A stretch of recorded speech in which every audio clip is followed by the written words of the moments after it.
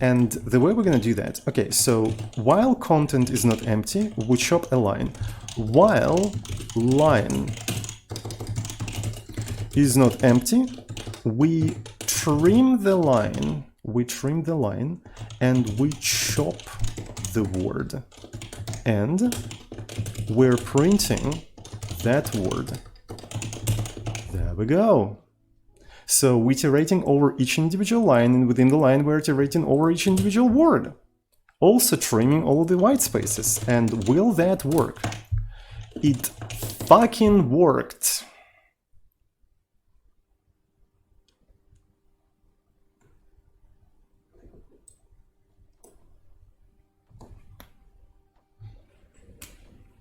Entirely in Porth. Entirely.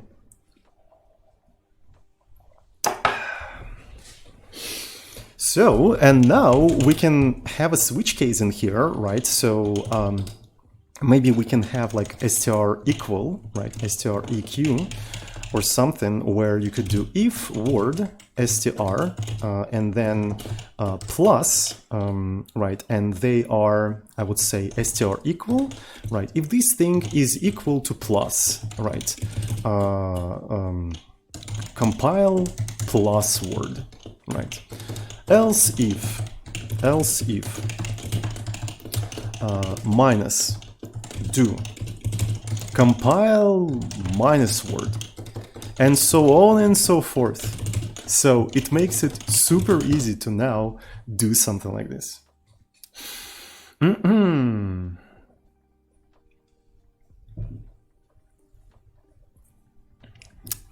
That's pretty cool, isn't it?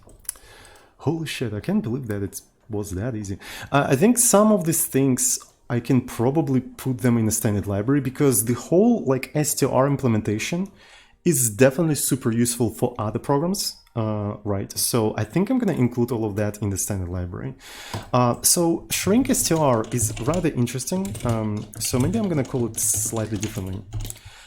So it's going to be sort of like a chop left.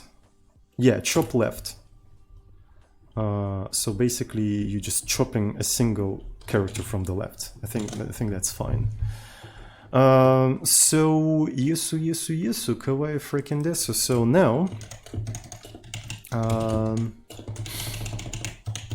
so this is a chop left, trim left, chop word, and so on and so forth. Okay. So maybe I want to prefix some of these things with something like str to indicate that they are str macros, right? Chop str left, then clear replace trim str trim, trim left, chop line and chop word, right? So clear replace chop line, str chop word, and this one is a word. There we go. Let me see. So this entire stuff is probably not going to compile, so whatever. So chop that, new word at str, puts new line, puts. Just want to see if I didn't break anything. Unknown, this has to be like this, and yeah, I didn't break anything. That's pretty cool. So right now it doesn't really parse properly string literals and also comments, right? But I don't think it's that big of a deal, actually. So we can add support for this kind of stuff a little bit later. All right. So now I'm going to go ahead and put everything str related to the standard library. So now it's going to be part of the standard library, and I do think it's going to be very useful. There we go. So where is std porth, and it's going to be just like somewhere here. It's going to be hanging out somewhere here. So somebody was asking what's the size of std porth right now. It's half a 1,000 of lines. Majority of the lines are taken by the syscall constants that I stole from some fishy website on the internet. So that's how I develop languages. So I just steal a bunch of shit from the internet. What do you want from me? And yeah, so what the hell? Hamikovi, thank you so much for 20 months. 20 indeed. Thank you so much for 20 months of tier 1 subscription and welcome to our epic Porth club. All right, so here are some wrappers around this stuff, some convenience features, some other stuff, and str. We need a way to compare things. I think we need a way to compare like sized strings, because so far we have str equal, which is for null terminated strings, right? This stuff is for null terminated string. But how do you compare the freaking, I don't know, the size strings, right? How do you compare them? That's a good question. And I think it would be easy to compare sized string if you pass them as pointers. So that means to compare size strings, you will have to save them to the memory for now.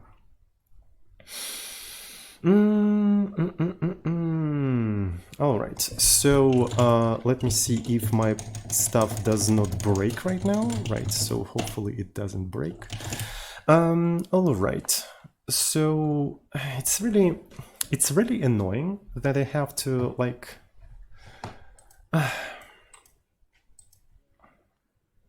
I don't know.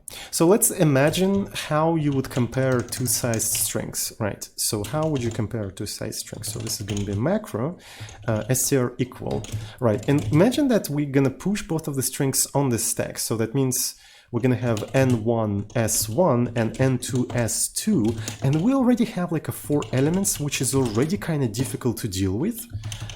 Unless we have a special intrinsics that allows us to swap around pairs of words, which, by the way, Porth does have. Porth actually has intrinsic that allows you to just swap out like pairs of words. I think it's literally called toSwap, right? I think it's called toSwap. Without this thing, we have no access to the 4th element on the stack. There's literally no way to access the 4th element on the stack. So what do you think, guys? Do we need to introduce the toSwap? So the maximum we can access is probably the 3rd element through a rotation, right? Because by doing a rotation, you basically bring this element in here, but you have no access to here. You just like don't have any access to here. So unless we actually accept strings as pointers to the memory, right? So you can push all of these things into the memory, right? And you just give 2 pointers to this macro, and the macro will just, figure everything out. But that means that you cannot just like immediately check if something is equal to a particular string literal, right? So you will first have to save it to the memory, and then it's just like, which is kind of, you know what I'm talking about? It's kind of sus. It's kind of sus, not gonna lie. Though, shit. Yeah, we still don't have an access to that thing. Anyway, so maybe for now, I'm gonna accept this as a pointers, right? I'm gonna accept these 2 things as pointers. And I suppose the first thing I want to do, I want to compare if their sizes are equal. So the first thing we're gonna do, if maybe toDupe, right? So we're duplicating these 2 things, right? So we're duplicating this stuff. AthanJF, I hope I pronounced your nickname correctly. Thank you so much for Twitch Prime subscription, your first subscription, by the way, and welcome to our epic Porth club. How about that? Thank you so much. So str count, and I'm gonna just read this entire thing, right? So that means here I have n, I need to swap this entire thing, right? I'm swapping this entire thing, so now I have s1, right? And boom, boom. I take str count of that thing, 64, and here is n. And this thing has to be equal, right? And if this thing is equal, we're gonna do this stuff, right? So this is gonna be to do. So otherwise it's gonna be false. Otherwise it's gonna be false. And if they're equal, in fact, right? If they're in fact equal, so what can we do? What can we do? I think the inaccessible field is the length of one of them. Oh, I think I'm reading out of the context. Okay, so cool. What do we have in here? I suppose now what we need to keep track of is the size and the dates. All right, so I suppose first I want to convert these two things into the dates, right? I know that their sizes are equal, so it's safe to ignore the sizes of both of these things. So str data 64, so that thing will turn into data. Then I swap str data 64. Okay, so let's do it like this. Swap, you have that. Then duplicate, so you have s1. Then str count 64, so you have the count. You can swap one more time, like so, right? You swap in one more time, and then you do str data 64, and that gives you the data. And after that, we can try to swap one more time. Right, there we go, and this is the count. This is the count. What's going to be the easiest way to actually iterate in here? So, all right, it would be kind of probably nice to just do while duplicate is greater than 0, right? So that looks fine. But I don't even know. I don't even know. It's actually kind of hard to do this thing. Holy shit. Why is it so hard?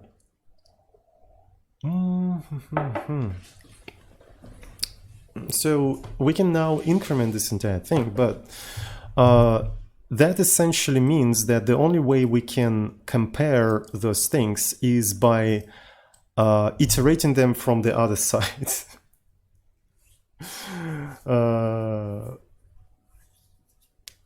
If the size is the second field in the struct, there is a way to do everything on the stack.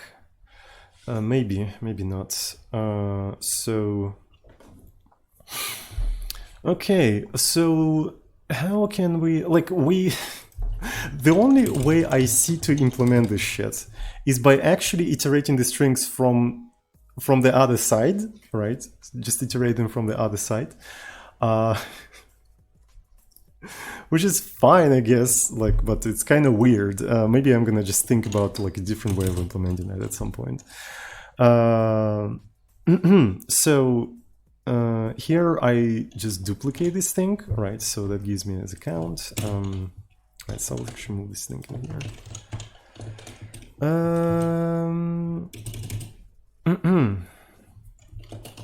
Okay, so I'm duplicating the count. I can actually keep it as a count, doesn't matter.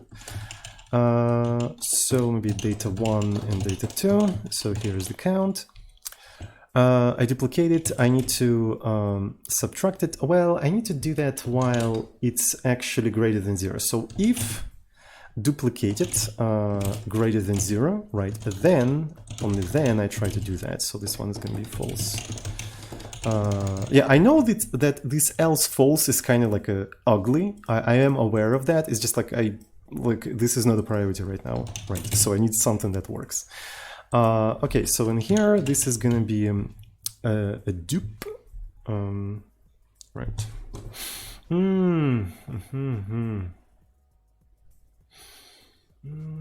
So one of the things I can do probably is. This is way more complicated than it should have been. This is way more complicated. You know what would be easier? If we had like a counter allocated for that. Right, like a counter specifically. So maybe we're gonna do the following thing. So you accept S1, S2, right? S1 and S2. And maybe the pointer to the index that you can use for this kind, but it's not gonna really work that well, right? So it would be nice to have like a way to properly allocate something in the stack, right?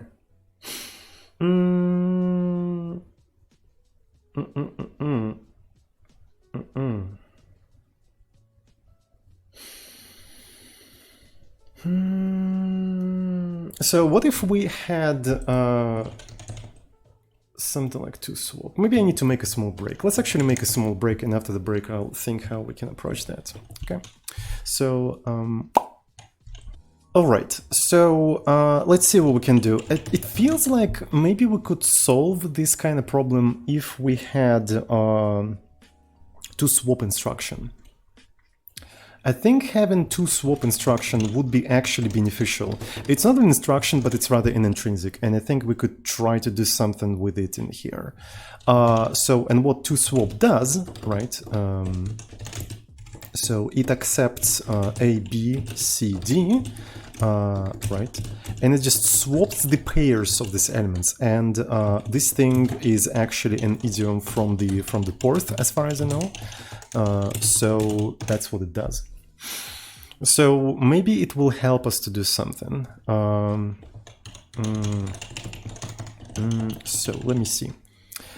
So in here, we just check if their sizes are like equal, right? After that, we clean everything up, right? We clean everything up. So this is going to be S1, S2. Might as well actually take this thing, right? So I take the data, right? So extract the data, then I swap this entire thing, then I duplicate it, extract the count, right? Extract the count, then I swap this thing back, extract the data, right? And I swap everything yet again back. Right, so we have data 1, data 2, the count, and now let's introduce some sort of index, right? The index is going to go starting from 0. So this is where it goes. It's 0, but I'm going to call it an index, something like this. And I might as well maybe even swap that index around. So first we have index and then we have count. So the reason why I want to do it like that is because now I will be able to swap around these two pairs if I have to swap. You see what I'm talking about? Right, so if you have to swap, you will be able to do these things, things like that, which might be actually useful in here. We'll see. We'll see. All right. So this one is false, which is all right. So maybe I'm going to do it like that. Okay. So in here, to check everything properly, right, so we're starting the loop, right, we're starting the loop. We need to duplicate this thing twice, right, so here is a duplicate twice, here is the index, and then I do less, and that gives me this thing. So index is less than count, right, index is less than count, which is cool. Nice. So that means here I go into that condition, and if I do to swap, I will be able to access this thing. But now I lost an access to the index, which is not POG. If the index came first like that, it wouldn't be a problem. So that means we don't want to swap in here, and the condition has to be like this, right? So index right now is greater than the count, right? So we check this stuff again, and then we do to swap, giving us this thing. And then through rotate, we can now access the index, right? We can now access the index. Cool. Next thing we can do is probably adding that index to the data, right? We can try to add it to the data. So this is going to be to dupe. That gives us this stuff, and we're gonna sum it up, which gives us this thing. Right, and then we can read a single byte out of that, right? We can read a single byte out of that. Cool. That's pretty poke.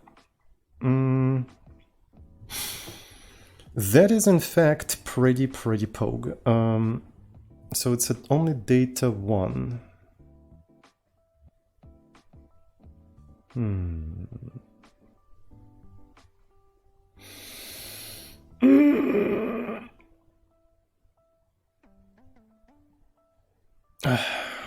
Okay, so we need to rearrange the entire thing then.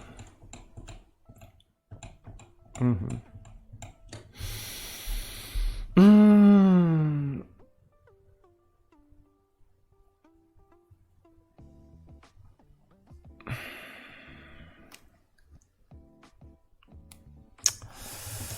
if I do rotate, it's going to be the index. And I lose the access to the whole thing. I just lose the access to the whole thing. Doesn't work out. Doesn't work out. So implementing this str equal actually more difficult than I expected.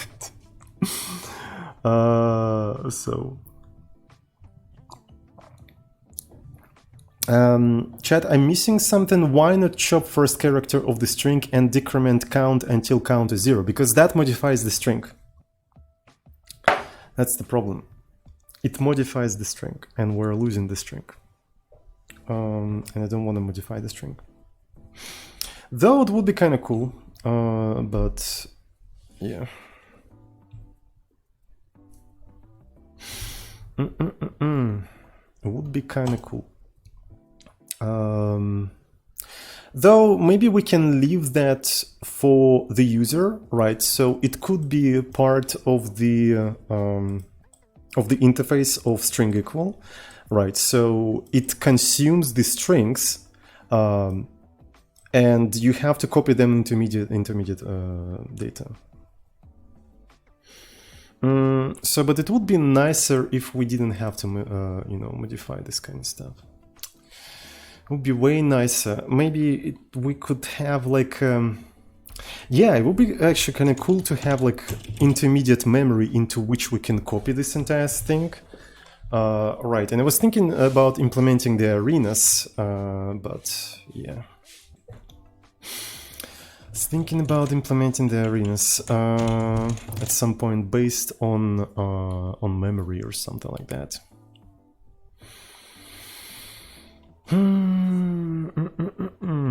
Though in here, we don't really, well, we do need a word. We actually do need a word. We do need the word.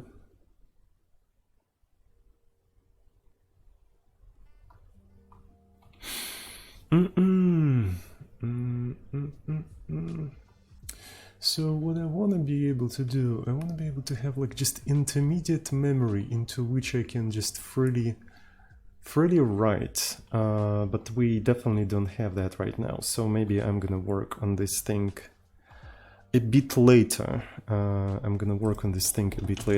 So what we managed to do today, though I kind of want to finish it, right? I don't want to stop right now.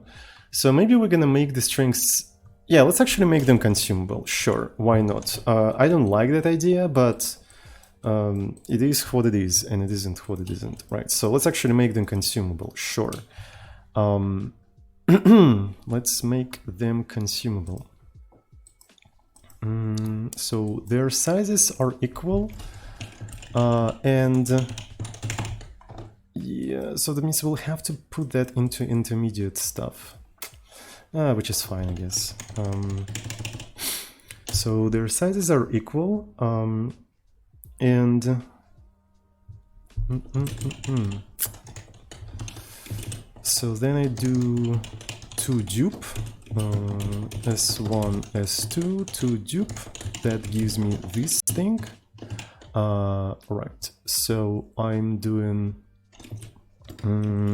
str data.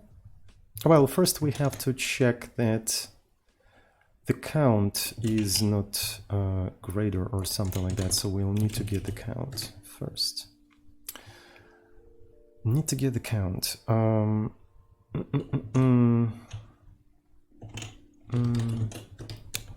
Duplicate str count 64, so that means you have S1, S2, and here's n. Here's n, right. Then I'm gonna rotate this entire thing by bringing S1 to here, and str data 64, so we have this as a data. Then I rotate that rotate that one more time. So this is a data 1, this is S2, 64, data 2. Right, so we have something like this. And after that, might as well actually rotate it one more time, right, to bring n to the front, right? We're bringing n to the front.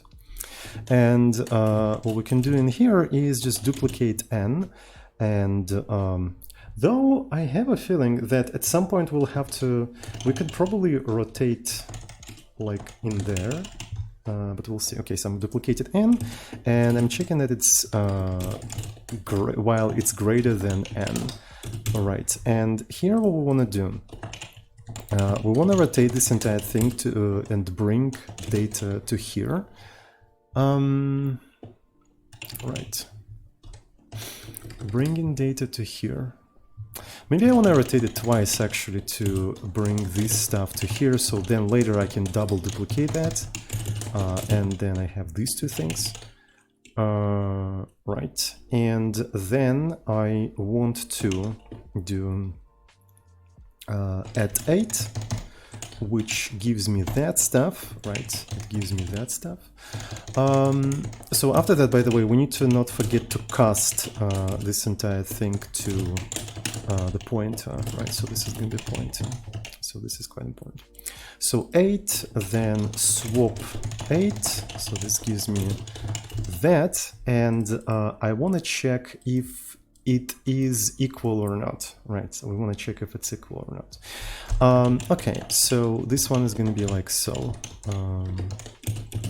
If this is true, we're going to do it like so. Otherwise, false. So, okay, so we're also swapping this entire thing, and I'm checking if they're equal or not, right? While these things are equal, we just go here, right? And in here, what do? We increment this thing by 1, so this is +1, right? Then I'm rotating this entire thing. Maybe I'm actually swapping it, right? By giving this thing like that, I'm swapping it, and that gives me another thing in here. Right, so this is going to be +1. Then I need to rotate it, right? Then I need to rotate it, which brings n to the front. And then I'm going to increment this thing like that. There we go. And then increments the n, and then we go back to the while loop, we duplicate n, we check if it's, well, it has to be minus, it has to be minus, we check if it's like -1, if it's greater than 1, and we keep incrementing these two things, and so on and so forth. Holy fucking shit. Alright, so I'll definitely need to think how we're gonna approach this entire stuff, because this is quite ridiculous. And on top of that, this thing is not even that convenient, because it destroys S2, S1 and S2. So you have to like put them into intermediate variables or something like that. That's the problem here. Alright, it's not even that convenient to write, and it destroys everything. So we need to start introducing some sort of intermediate memory, which we can use for the entirety of some particular operation. I'll think how we can implement that. But yeah, holy fucking shit. All right. So let me see.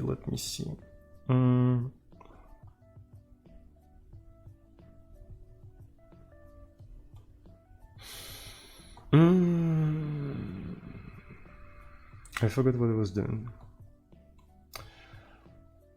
I want you to allocate a couple of additional things. Okay, so this is going to be A, which is word, and B, which comes after this thing. Okay. So here's the word, and then we have A and B, and this is where we can copy both of these things. And we need a way to copy one string view into another one. That's what we need to do. We need to be able to copy them. So let's introduce str copy, right? So we have, we'll need str copy of some sort. I suppose maybe first one is going to be src and destination, right? Src and destination. I think, yeah, I think that's it. That's a good one.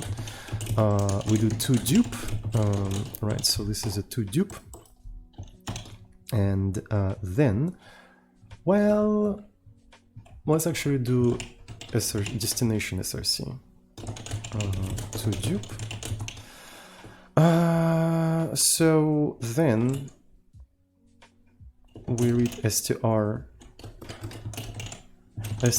count, right? So 64, like we're reading that. Then we swapping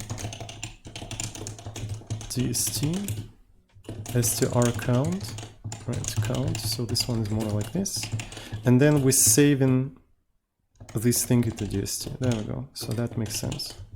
And we repeat this stuff for data as well. Okay, cool. So this is how we can str copy, I think.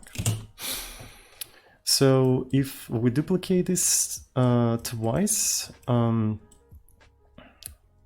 as source, we read that, swap around. Okay, so that should work. That should work. And yes. Okay. So every time we need to check a particular word, right? So this is how we're going to do that, which is kind of dumb, but it is what it is. Destination A, source word str copy, then right, we do it like B, and I wanna, yeah, so that means I need to do something like plus B and then str. Yeah, so we'll need something like this. So, and after that, I need to do A, B, str equal, and expect them to be destroyed. Do, and then we can keep repeating this stuff, for example, for plus, for minus, and for something else. Int82, thank you so much for tier 1 subscription. Thank you, and welcome to our epic Porth club. So compiling plus puts right unknown operation, something like that. So str copy, and we don't even have anything like this. All right, so but it's gonna kind of similar to at str, right? So it's going to be like at str. So, and in here we have the n, the pointer, and the end pointer and actual s, right? The actual s.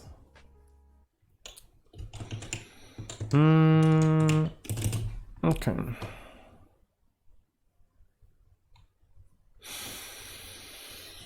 All right, so let me see. I can probably duplicate s in here, right? And I can try to take the data of it. So it's going to be str data. So this is the data. Then I can rotate by bringing ptr here, right? I can bring ptr here. I can swap it. Like so, and I can save it like so. All right. After that, I can do str count, right, which will bring a count, and then I can save it like so. There we go. So now I have a macro that allows me to save the string, and I'm pretty sure this shit is not going to work first try. Like, I'm pretty sure, but who freaking knows? So yeah, let me see what we can do in here. So test Porth. Plus, where's plus? Plus, minus, hello, right? So that's what we have in here. All right, so I copy the thing in there, then I have the string on the stack and I'm saving it to B, and then I compare those two things. All right, so yeah, we're trying not to destroy anything. We're trying not to destroy. Though, oh shit, I have a pretty cool idea. So since we have the, you know, str and at str, we can do something with them. Right, can we? So look. I can do add str, which will bring the entire source in here. So this will turn into a source end and source pointer, which I can then rotate by bringing dst pointer here, and I can just save it back, and that will save everything. Holy fucking shit, you can do str copy just by this kind of stuff. This is fucking cool. Look at that. So yeah, that's cool. So DST SRC, right? So you're reading the SRC. It basically destructures the SRC, right? It destructures it into n and like count and data, right? You rotate it by bringing the pointer to here, and you save it like the count and data there. So that's pretty pogue. And in here, I think this is how it works, right? So if I just look at this kind of stuff. I duplicate DST, I take its data, I rotate the data, and I swap it around, then I save it. Okay, so this is going to be that, then the count, and then I save the count. Okay, so that makes sense. Okay, so far so good. So far so good. So that makes it a little bit easier. So str copy, and then we do str equal, and I'm not even sure if I made any mistakes in here. Alright, so let's just try to compile the entire thing without running and see. Okay, loops are... Okay, so the loop right now alters something on the stack, which is rather interesting. Why the hell it is altering anything, I wonder. It's not supposed to. Oh, it has a lot of shit in here, actually. I wonder where is that shit coming from. So it's probably coming from the str equal macros or some sort. So if I take a look at the str, yeah, we have a lot of shit that we haven't handled yet. Yeah, I completely forgot about it. Alright, right.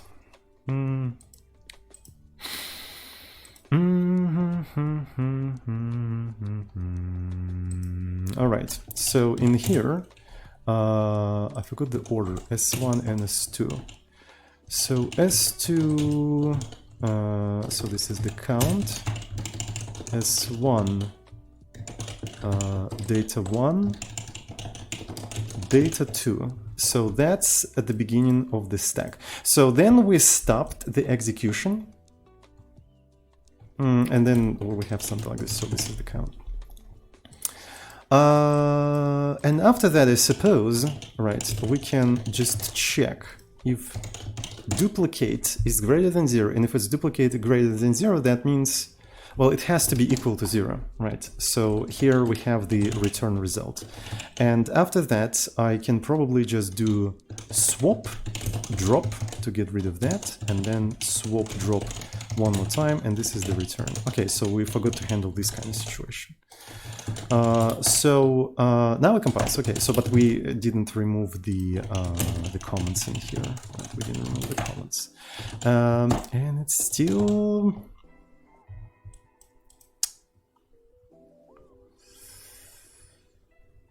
didn't work. I'm actually surprised why, because now it's supposed to handle this thing. Right, we're in fact removing everything, so that's kind of sus. What did I forget to handle? So I would assume that, yeah. So it says that I still have some unhandled shit in here, like a bunch of pointers and whatnot. But it's not true. I handled all of them. Right. So I check this condition and just stats. So I have no idea. Where is this coming from? Though it would be kind of nice when we print the actual elements to know where those elements coming from, you know? It would be kind of nice to know what we didn't handle. Alright, so maybe that's precisely what I'm going to try to do. So I'm going to go inside of the Porth.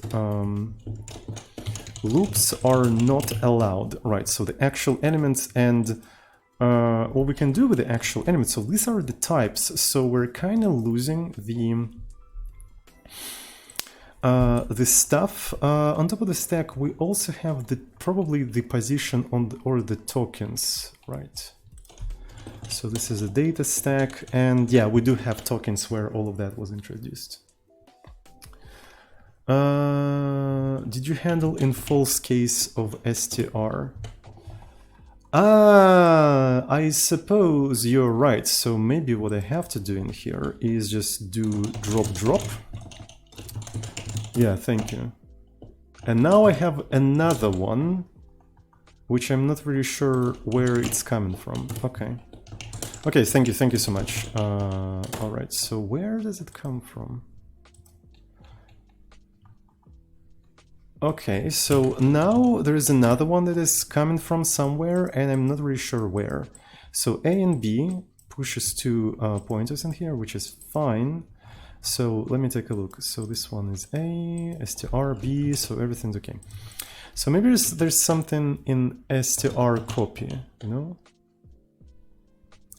So this thing should consume everything appropriately, in my opinion, right?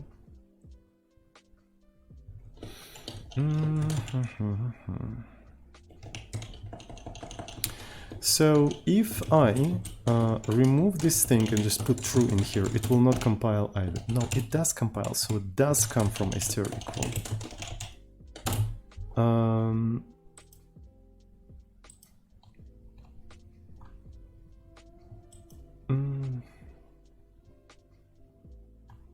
But we only consume.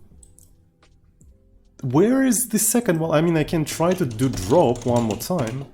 Not enough. Okay, so another drop is coming not from here, but from somewhere here.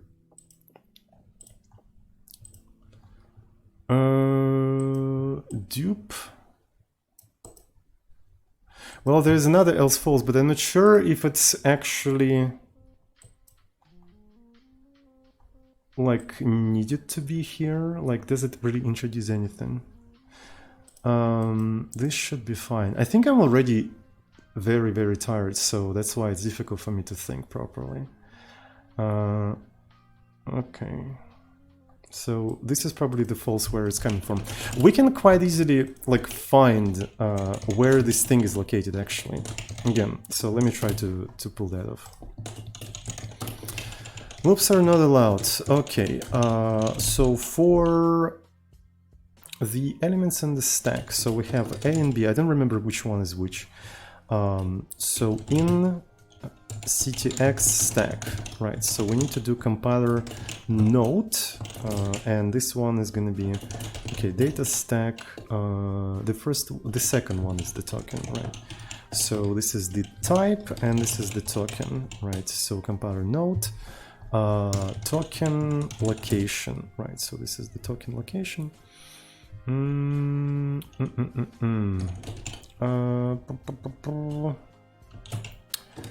Let's actually just put this thing in here, whatever. So what is it talking about? So what it didn't like? Compiler node, okay, compiler node. So it was introduced by. Very interesting. So that data was introduced by that. Okay, so essentially what we have in here, like S1, S2, S2 duplicate, count, and there you go, we have a count. Then we rotate data, and we turn this into data. Okay, cool. Then we rotate one more time. And this is the eventually data 2, and we rotate it one more time. This is the count, right? So we get the count. Then we duplicate the count, we compare it to 0, but that's fine. Right, then I rotate this thing twice, duplicate this thing twice, dereference that, compare, and that should be fine.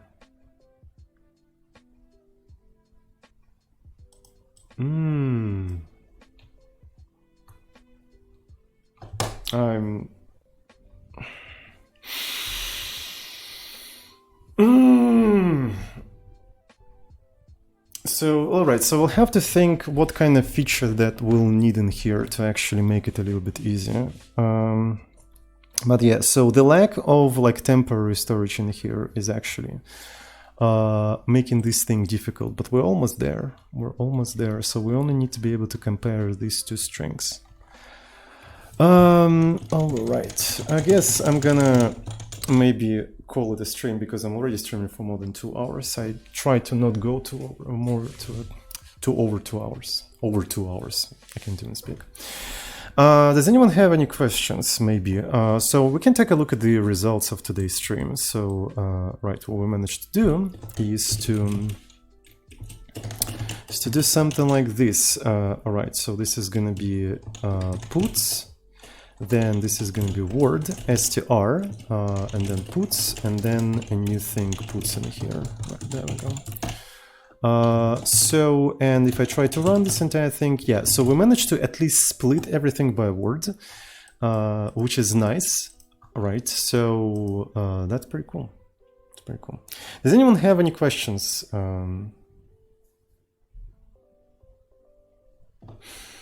When will we compile Python and Porth to close this cycle? I have no idea when it's going to happen. It's going to happen when it's going to happen.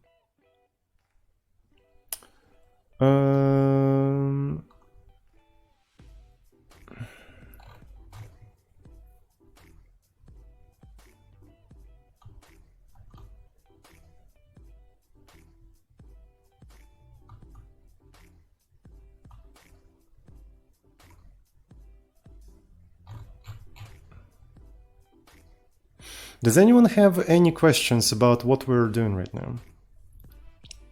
Next feature, Substack. What is Substack? What's the point of this language? This is a programming language. It's a language for making programs. A local stack. Local to what? I don't understand.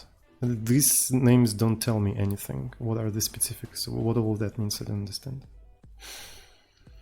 What we need is a temporary storage, right? So the storage that we can allocate temporarily for the period of time that we can then destroy and maybe reuse. How exactly it can be implemented, I think it's already details, whether it's going to be part of the current stack or substack or something like that. I don't think it matters that much actually, right? So it's just like what's needed. We need a temporary storage that exists for like a temporary period of time. Right, that we can allocate on demand dynamically, right? So that's what we need. How exactly it's implemented, I don't think it matters actually. Will it run on embedded systems? I don't know, maybe.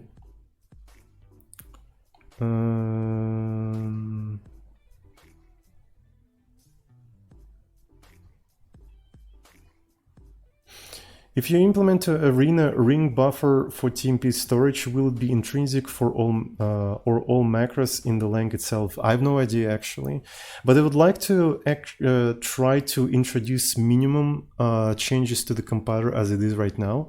So I would try to implement it using like macros and allocate it into the memory.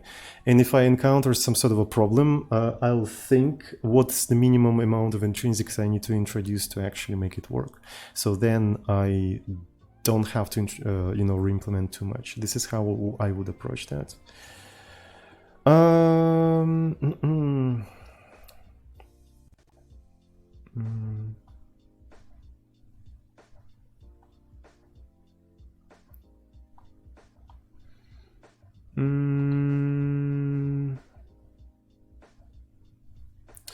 Right. I guess that's it for today. Thanks everyone who's watching right now. I really appreciate that. Have a good one, and I see you on the next session. I will try to think how we can simplify this specific use case, because I think it's a very interesting use case. Right. So yeah, essentially we just don't have enough information to like handle this kind of thing. And basically the difficulty of implementing this operation hints us that our language is missing something, right? When stuff like that happens, right? When you hit some sort of like a roadblock like that, try not to get discouraged, right? Essentially what you're doing, you're gathering information of what's missing in your language, right? Up until this point, we didn't really know what's missing, right? And now we encountered things like that, and now we know for sure there's something fundamentally missing.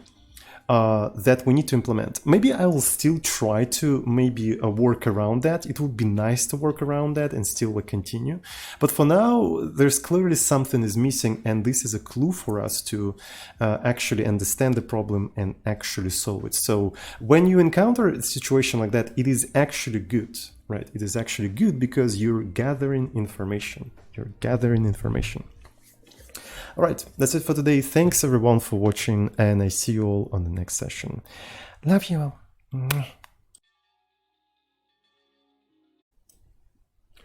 All right, so this is the next day. I had a pretty good sleep, and I think I know how we're gonna approach the STR-EQ implementation. So let's take a look at it. So essentially my idea is to allocate two dedicated variables for STR-EQ. So we're going to do macro STR-EQ-A. So this is going to be the first argument of STR-EQ.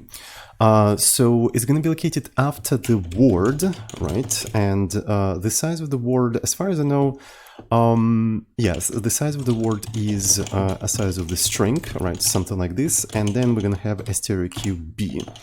And it will come after STR-EQ-A. There we go. And let's just go ahead and implement macro STR-EQ.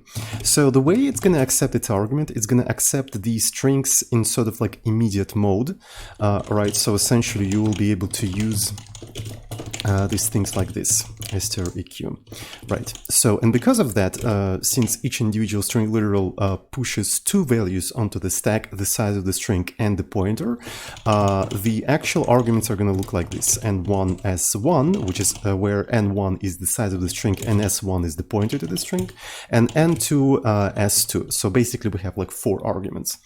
So the first thing I want to do within the macro is save both of these things into these dedicated variables, right? So I'm going to do something like this. So I probably have to do STR-EQ-A, right? So that effectively just saves these two things into the STR-EQ-A. So the implementation of exclamation mark str is located in std. Let me take a look at it. So here it is, and essentially it accepts the size of the string and the pointer of the string, and then the pointer to the string view in the memory, and it just saves everything in there, right? So yeah, so we're saving the first thing, and then we're saving the second thing. There we go. So, and now on the stack we have literally nothing, so the stack is completely empty. The first thing we want to check if the sizes of the strings are the same, right? So, and to do that, we can quite easily do the following thing: STR-EQ-A, and we want to read the str count, right? So this is the str count, and this is how I read that. Oh, by the way, I actually came up with a pretty cool sort of like a convention for structure field accessors, right? So essentially I created this sort of macros like at str.count and at str.data, and they expand to just getting the pointer to that field and reading that field. So yeah, basically, since I repeat these pairs of you know, words all the time, I might as well just compress them into a single one. And what's cool in here is that if in the future I change the size of the field or the type of the field, I don't have to change any place where I access those fields because it's behind one layer of abstraction. So if at some point this thing will become, for example, a byte, I can just change this accessor like that, and I don't have to change anything in all of the places where I use this stuff, right? So, which is pretty convenient. I think this is the paradigm that I'm gonna go with, and I do plan to, like, in the future, to actually automate, like, generating this sort of macros and stuff like that. So, maybe we're gonna introduce structures, and the syntax of accessing the fields of the structures is going to be basically that. So I'm planning to formalize this kind of stuff. While this is not as until this entire stuff is not formalized, we might as well just, like, you know, hack it with macros. So the macro system is actually kind of amazing. You can emulate a lot of things with it, and it's relatively simple. So yeah, so here what I want to do, I want to actually access the count, all right, of the first string, and then I'm trying to access the count of the second string. There we go. And if they are not equal, we want to say that the strings are not equal. So maybe I'm going to do it like this. If they're equal, we're going to do one thing. Otherwise, this is false, and this entire thing is false. All right, so if they are equal, we can just go ahead and iterate through all of the characters and just compare them. So as you can see, once we introduce like these sort of like a temporary things, it becomes super easy to implement because we can offload the strings into the memory and don't mess with the stack, don't clutter the stack, I would even say. So let's go ahead and do that. So we're gonna have like a pretty simple iteration. So since this entire thing is the same, we can do it like that. And to be fair, we're gonna have the majority of the logic within the condition rather than the body. So in the body, we're gonna just increment the index, and that's pretty much it. So if the index is less than the amount of characters, right, we're gonna do the following thing. We need to read all of this stuff. We need to read all of this stuff. So first we need to read the character of the string equal. So I'm going to do string equal str data, and I need to add the index. So right now we have an index on the stack. So maybe I'm going to do something like yeah, maybe I'm going to do it like this. So we duplicate that. So the index and then another index. Then we have data. Then I need to add them together. There we go. We added them together. And then I probably need to read one single byte out of it. All right, so essentially I'm going to have something like this. There we go. So this is more of like a data A, right? So it's a data A. So after that, I need to copy index yet again. So for that, I'm going to use OR, which will copy it like this. Then we have strqb, we access its data, we add that index, right? So this is going to be data B. We add that index and we read the character, which gives us the character. And now we have to compare them. And if this entire thing is equal, we continue like iterating. If it's not equal, we exit the loop. And after that, we need to do the final check. So if the current index is greater or equal to the n, to the amount of characters, that means we confirm that this entire string, these two strings are equal. There we go. So this is actually pretty straightforward. As soon as you offload the inputs into like a random access memory, it becomes actually pretty straightforward. I think yesterday I was like super tired to actually see that. So yeah. But after a good sleep, now I can see that I could have implemented it like that. Though having this like dedicated memory that is visible to everyone is not particularly convenient, but at least it works, right? So our goal right now is to make something working, right? And as soon as we self-host the compiler, we're gonna work on convenience features to like making this stuff a little bit more convenient to work with. So far this works, and we're gonna roll with it. So let's actually see if it works or not. So the idea would be to iterate through each individual word of a file and have a dispatch on different words, right? If the word is plus, we're going to do compilation of plus. If the word is minus, compilation of minus. If the word is number, compilation of number, and so on and so forth. This is basically what we want to do. So how are we going to approach that? So here we iterate through each individual line of a file, and within the line through each individual word. By the way, in our Discord server, somebody asked whether, you know, iterating lines and then words is necessary. You could have just iterate words and consider new lines just like yet another separator. So I don't think it is useful because I do want to keep track of lines, and I want to count lines as I parse things. So later I can use the line number in error reporting, right? So, and I think it's quite important to give the user precise place where an error of compilation has happened. I think it's very important. That's why I'm trying to iterate line by line, so it's easier later to track of the lines, right? Hopefully that makes sense. So, and in here, we have the word located in here. So we take the word and we put it into the stack. So we just read it. And we want to compare it with a different word, for instance, plus, right? And we're going to do str_eq. And if this entire thing is equal, we're going to do the compilation of plus, right? So we're going to do something like compilation of plus. And we're going to just print it to the standard output. So otherwise, if word is minus, we're going to do compilation of minus.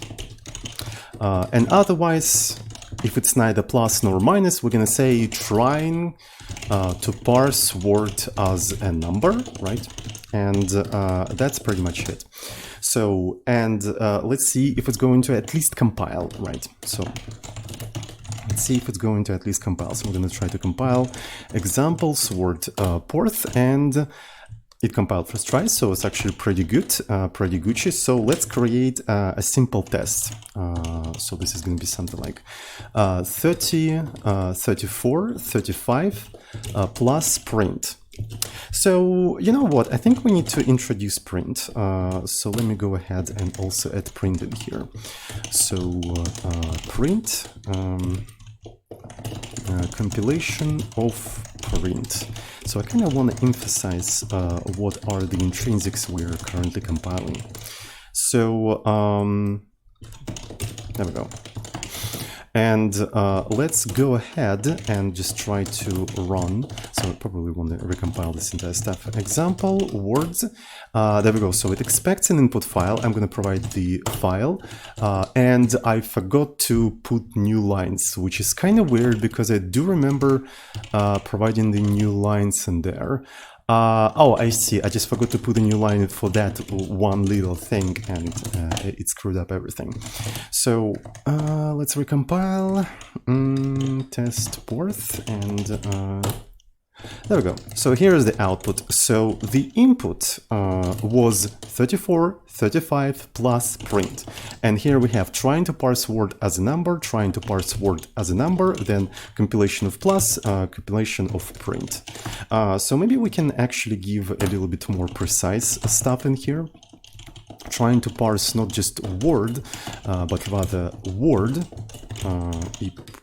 puts, there we go. Trying to parse a specific word as a number, so we can see what exactly we're doing here. There we go, trying to parse 34 as number and trying to parse 35 as number. And what's cool is that we can put all of these things on different like lines and stuff like that, and just have different spaces and whatnot.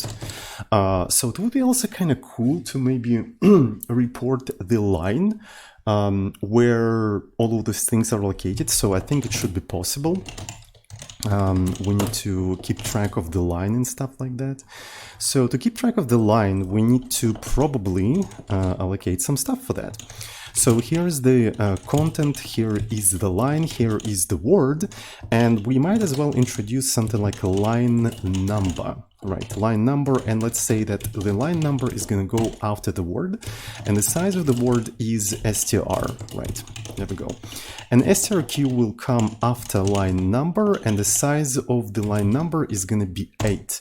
We should introduce something like size of U64, right? So because we sort of have different types, and we always have set by the size of the previous type, so to speak, right? And it already feels like it should be automatable. Maybe we will have some sort of a mechanism in the compiler that allows us to, you know, provide the size, and these offsets are like, you know, computed automatically without the user. And that way, by the way, we'll be able to sort of let the standard library to reserve some space, and that way we'll be able to move straq and probably put d as well to the standard library. So I'll think about that. Maybe we'll make a special stream where we refactor the way we work with the memory.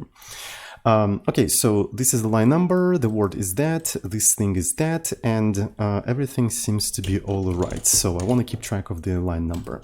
So in here, I take the line number, and I'm going to initialize this entire thing with 0, even though it's not necessary because everything that, like the entire memory is initialized with 0.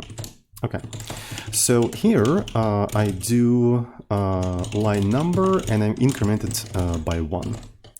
So after that, what we want to do is probably just print the file name. The file name is located in the arguments and argv, and the file name is cstring. So we need to convert cstring to regular string, and then we want to print it. Then we want to print the actual line, right? So we need to do something like line number, and we want to read it, right? So this is going to be something like this, and we'll have to do put d, but put d is not part of the standard library, so we'll have to suffer just a little bit. So if I try to compile this right now, it will tell me that a known word put d. So let's actually steal that thing from the Porth. Right. So put d, and I'm gonna just like yoink that. I'm just gonna quickly yoink that in here, and put d, we're gonna have like a capacity for this entire thing. So this is a put d, and then we're going to have a put d buffer, and the question is where we're gonna locate that. So let's actually put it in here. So it's gonna start with the memory, and then fd is gonna come after put d buffer, and the size of this entire thing is going to be something like this. All right, so that should work now, and size of u60. Okay, so I mean, for now we're gonna just use it as 8. Loops are not allowed. Okay, so something modifies the loop for whatever reason. I have no idea what and why, but something modifies it. So is that because of this thing? Maybe it's put d. Put d is probably modifies something, but I'm not quite sure. So let me actually try to get rid of that. Okay, so nothing is modifying here, but yeah, that's kind of sus, not gonna lie. So here we accessing these things. So one and str, and then okay, I see. So this has to be like this. All right, that makes sense. There we go. Look at that. Oh my god. So it even reports the positions, the lines of these things. This is beautiful. So this is precisely why I iterate line by line, right? So I can report the positions of these things. So that's pretty cool.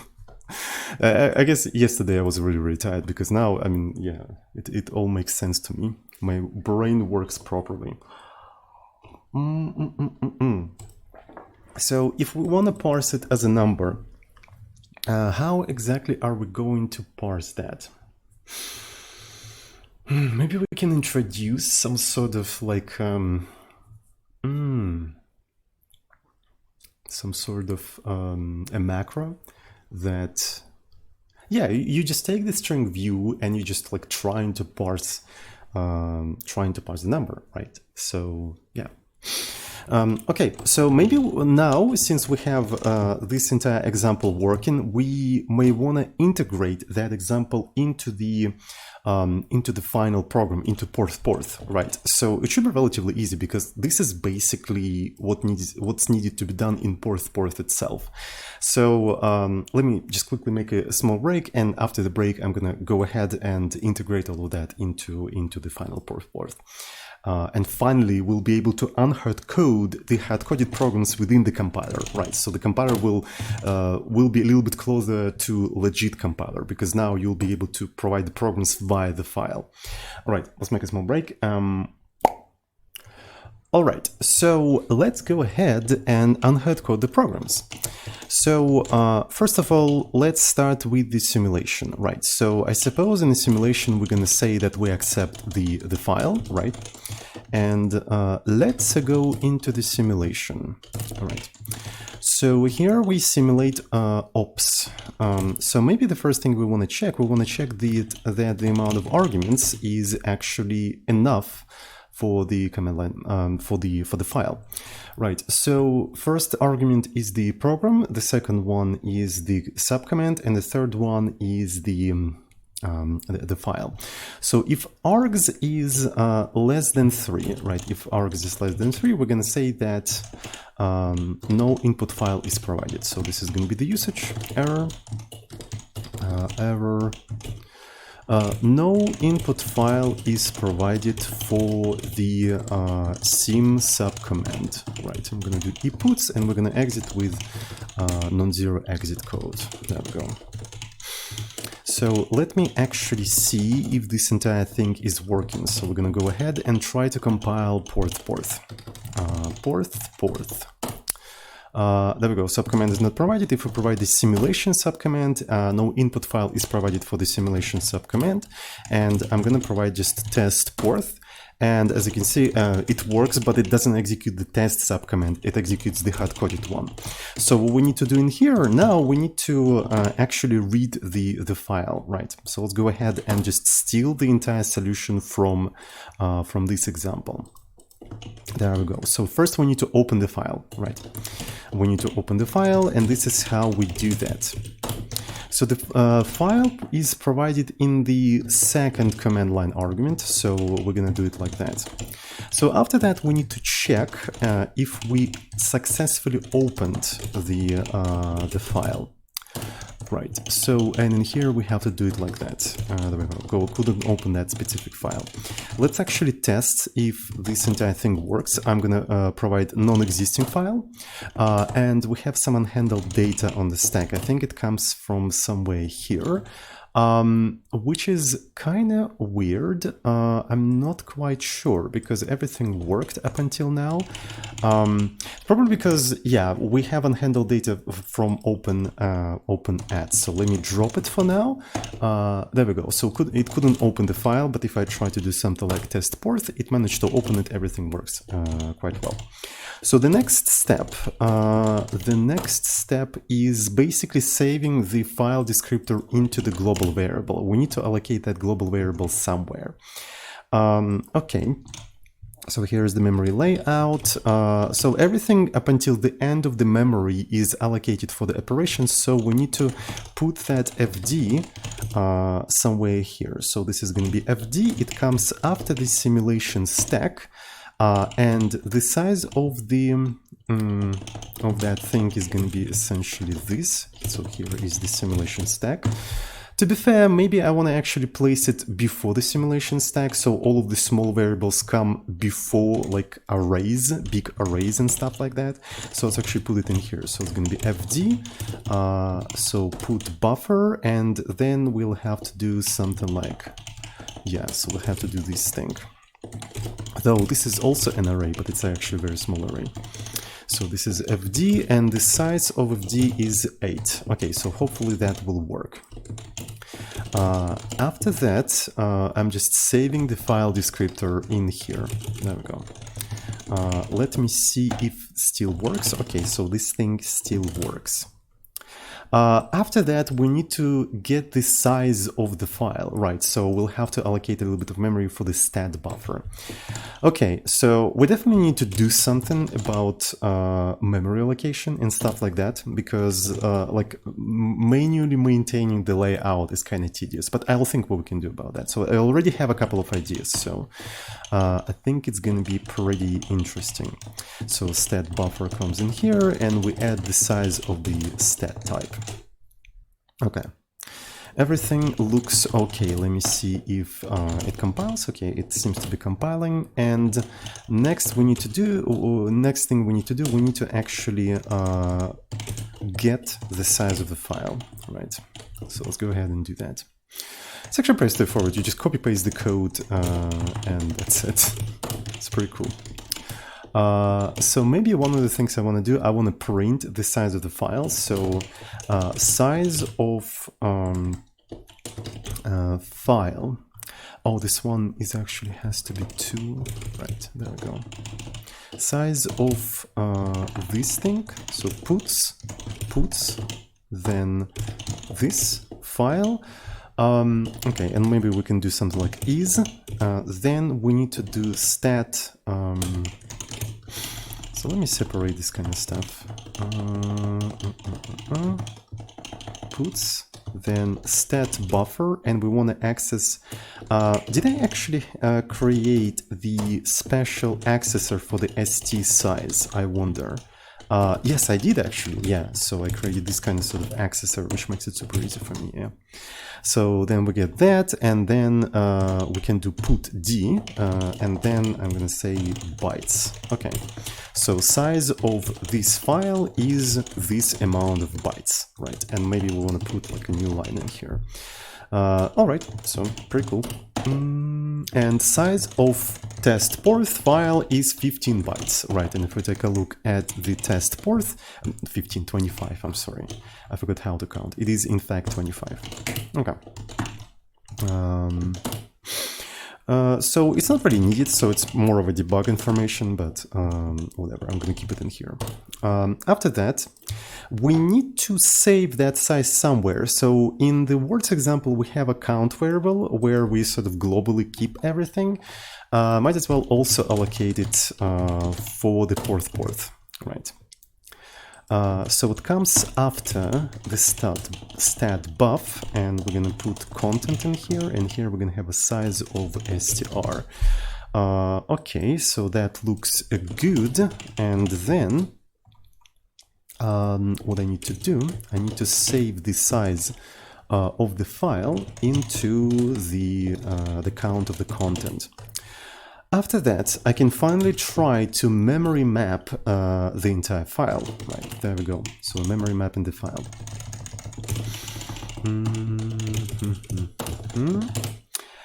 And if memory mapping didn't succeed for whatever reason, we have to report an error.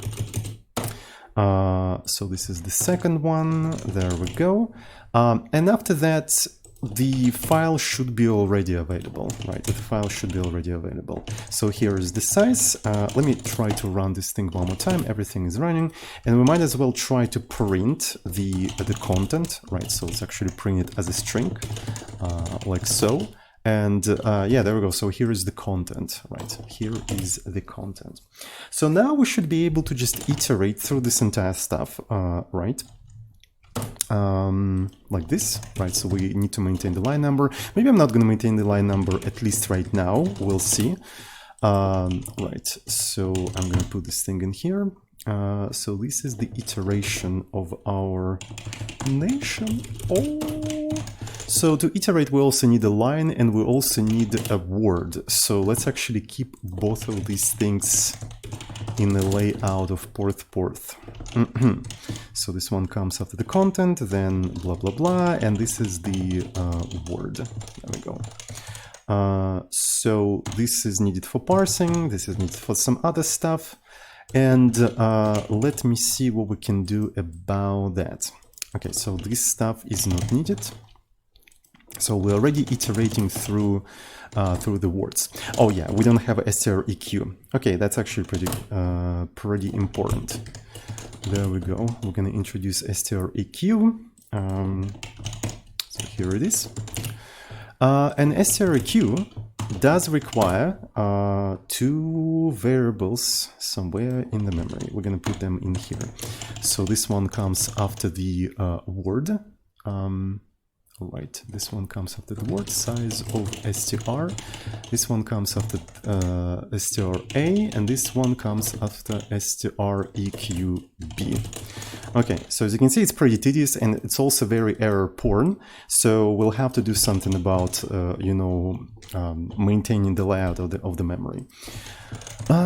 So this is temporary unknown line number, so we don't need that, and everything seems to be okay. As you can see, it recognized all of these things. It just needs to now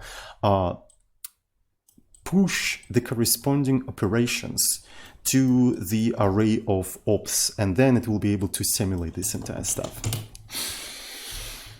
All right, so that's pretty cool, not gonna lie. So we don't need this debug information. This debug information is really not important. So if we encounter something like plus, right. So in our case, we don't really support plus. The only operations we have is push int, plus, and print. So let's actually remove minus from here. So I don't think it's important. When we encounter plus, what we have to do OP plus, then it doesn't have any operand, and we just push the operation. That's it. So that's the whole process of parsing. You encounter plus, you push the OP into the array of the operations. If we encounter print, we do OP print push OP. There we go. So, and the last thing, now we need to try to parse the number, right? We need to try to parse the number.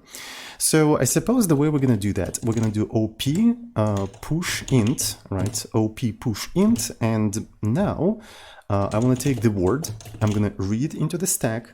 And I suppose we need some sort of like a macro, like parse d, right? So it's similar to put d, and this one is going to be parse d, which, well, it sounds like parsed.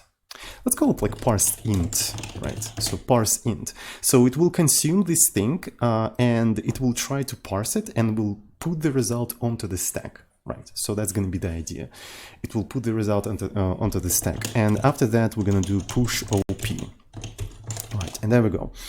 So, and that basically populates the array of ops with the operations. And then we're trying to simulate the operations. Right, very straightforward. We probably will have to do the same thing for the compilation as well. So we'll have to tuck this entire thing under another macro, something like parse file and whatnot. And then we're going to reuse that for the compilation as well, because compilation also just iterates over an array of operations and just like generates assembly based on that. So, all right, let's think how we can implement parse int. All right, so parse int is not implemented. So let's go ahead and just see what we can do in there. So I'm gonna put this thing somewhere here. So here's the parse d. And in here we just accept n1 and s1. And you know what? I think I'm gonna do this similar thing. I'm gonna create some sort of a number here. Parse int a, into which I'm gonna save the input, so I can quite easily just, you know, don't think about that. All right. So let me see where I can put all of that. So this is a macro, parse int a, and it's gonna come after strb, size of str plus. And this thing, parse int a, is going to be a string as well, right? It is going to be a string as well.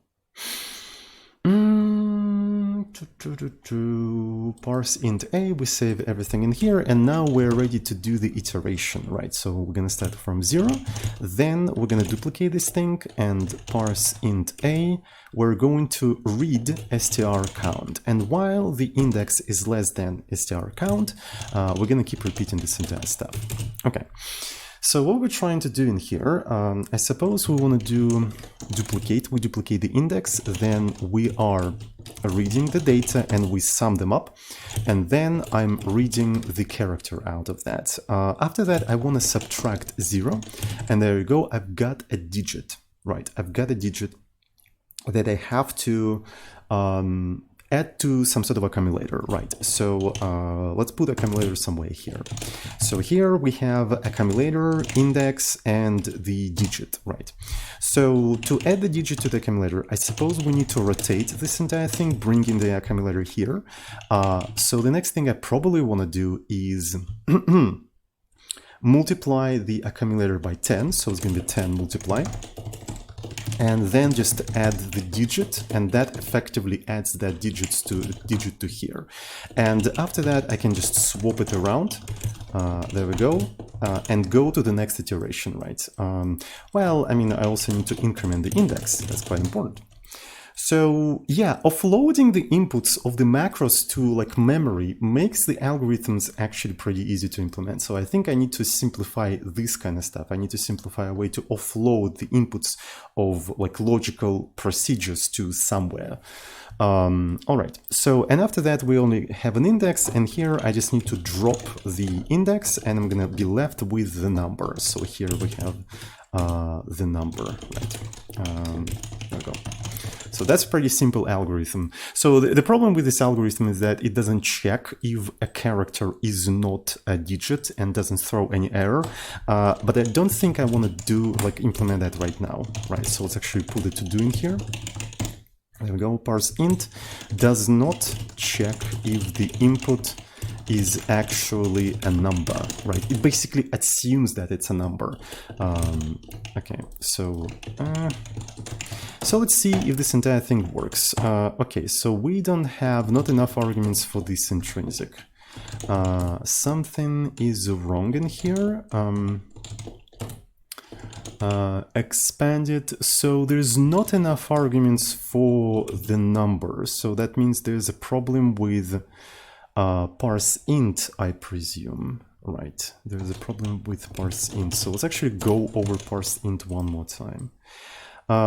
So this thing should just save this entire stuff. Then we have nothing in here. And then I have essentially accumulator and the index. Then I duplicate this thing. Okay, so here I have to read this entire stuff. Okay, so we found an error. All right, so invalid argument for this thing. So load intrinsic data int. So load wants an integer. Yet again, I confuse reading and writing. Okay, keep confusing reading and writing. All right. So, wait. It just freaking worked. It just worked. Okay, so essentially we need to get rid of the hard-coded programs. Let's remove program 1 to 3, right? So here's a program 1 to 3. We just remove that. Okay, so fuck that. Yes, look at that. The input for this thing was test.porth, which is just sequence of these operations. Let's actually, put them into like a single row. And we interpreted it in an interpreter written in Porth. That's what we freaking did just now. And I can try to do other things. For example, 1 print, 2 print, 3 print. So it will print 69, 1 to 3. There we go.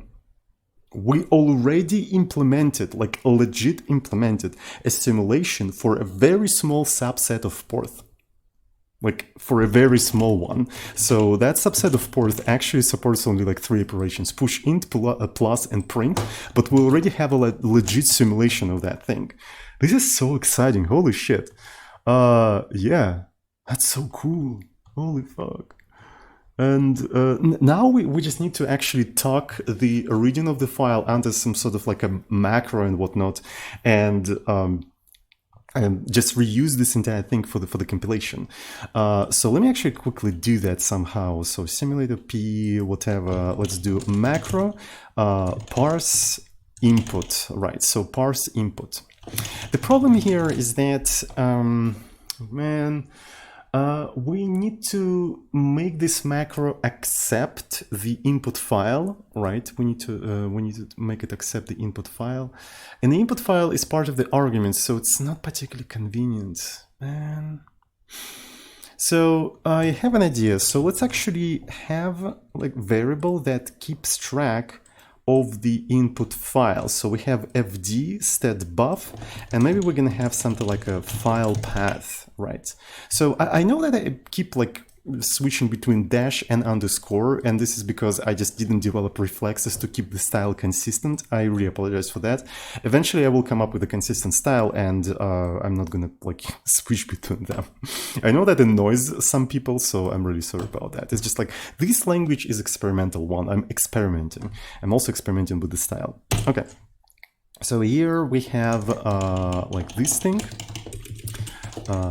Like this. So this is going to be the end, and in here we're going to do file path plus the size of str. So file path is going to be located in here. So, and the first thing we do, we check if we have enough arguments in here, right? And we take the second argument, convert it to a proper string, right? We convert it to a proper string, and we're saving it to a file path, like so. We're saving it to a file path. So now in all of these places, after that, let's just quickly do the following thing. We can query replace to and argv with just a file path, right? I think we should be able to do that. God damn, so this thing actually wants this sister. Yikes. Well, I mean, we can just save the pointer then. So the file path could be just a pointer, not str. Okay, so that means it's gonna be size of just 8, right? So that size of pointer is just 8. Might as well actually call it sister then, right? So we'll just call it sister. Okay, so it doesn't work like that. So yeah, we're gonna do it like this: sister, and just say 64. So this is the second argument. Unknown file path sister. All right, so something is working. I'm not sure if it's like correct thing, but whatever. So we save this entire stuff. I'm gonna select everything in here and query replace this stuff with file path sister. So this is first one. Well, okay. One more time, because we also have to read that pointer, I suppose, because it's a pointer to pointer, effectively it's a pointer to pointer. So it will be something like at 64, right, and we also will have to cast it to pointer, but we'll see. Maybe we won't have to do that. Okay, so I'm gonna do it like that, and as you can see, yeah, it says that invalid load stuff, right? Invalid load stuff, because yeah.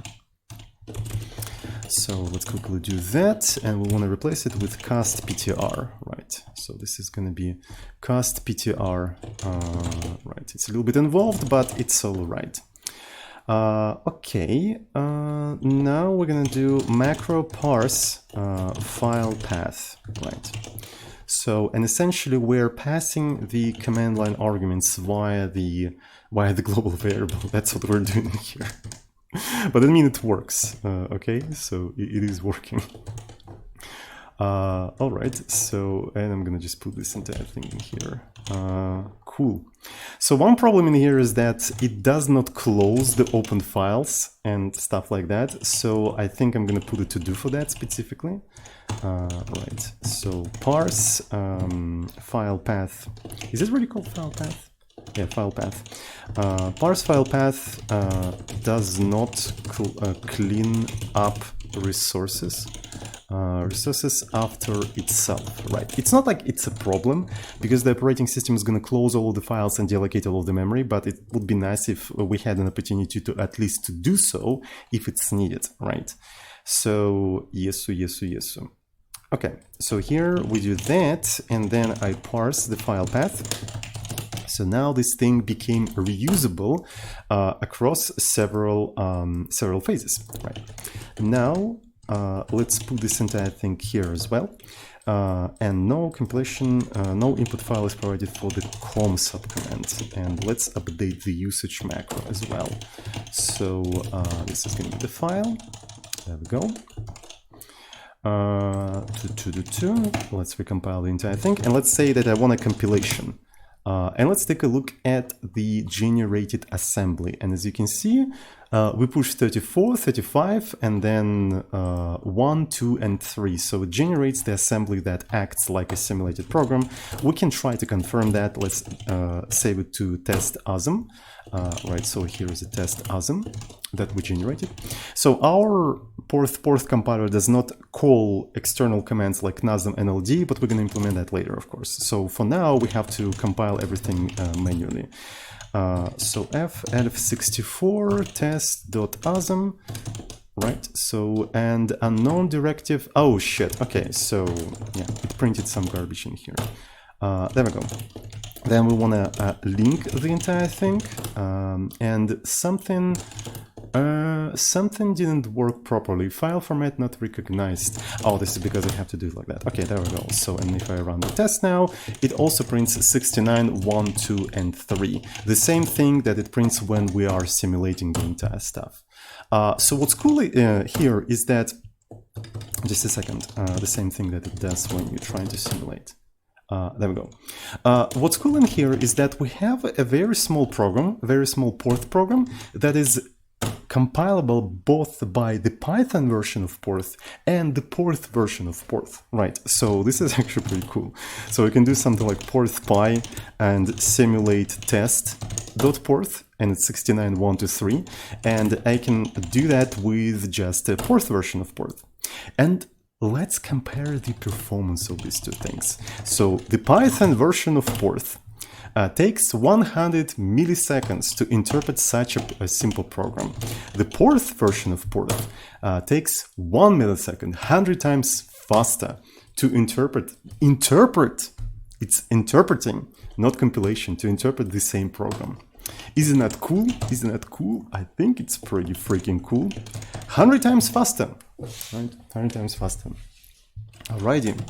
So finally, we managed to unhard code the programs within the Porth compiler, and we are a little bit closer to finally self-hosting our language.